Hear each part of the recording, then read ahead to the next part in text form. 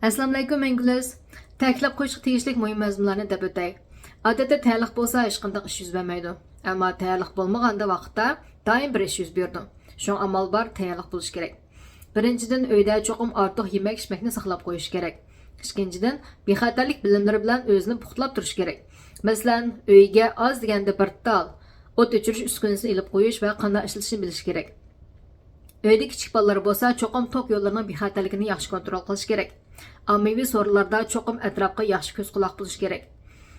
Hamda kichik bolalarning qat'iy ko'zni armaslik kerak. Uchinchidan, agar sharoit yer bersa, qurol yaroq ishlatishni o'rganib qo'yish kerak. Bu bir asl mahorat bo'lib qolmay, xatarlik ahvolda o'zining va o'zganing hayotini saqlab qolishga yordam bo'ldi. Bu jihatda men Amerikadagi xalqimizning milliy qonunliq quroli bo'lsin-bo'lmasin, USCCA, ya'ni Amerika yo'shini ilib qurol ilib yurish jamiyatiga a'zo bo'lishni tavsiya qilaman. Bu jamiyat orqali siz qurol yaroq va bexatarlikka doir har turli bilimlar va usullardan xabardor bo'la olasiz.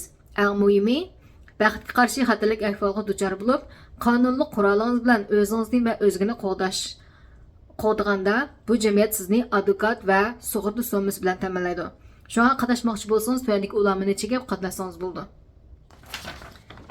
Bularning hammasi faqat mening samimiy tavsiyalarim, men sizlarning hech qanday xaridlaringizga mas'ul emas.